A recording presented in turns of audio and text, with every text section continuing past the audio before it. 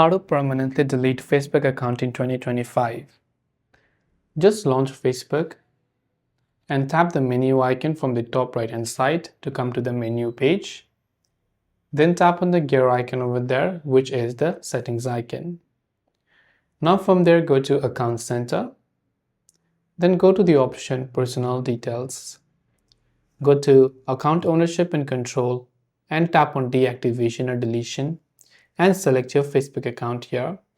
Then tap on Delete Account. Then tap on Continue. Select your reason and tap on Continue. Ignore all this and tap on Continue. And select the all option by scrolling down and again tap on Continue. And lastly, just type in your password for your security for confirmation. Then tap on Continue and your Facebook account will be permanently deleted.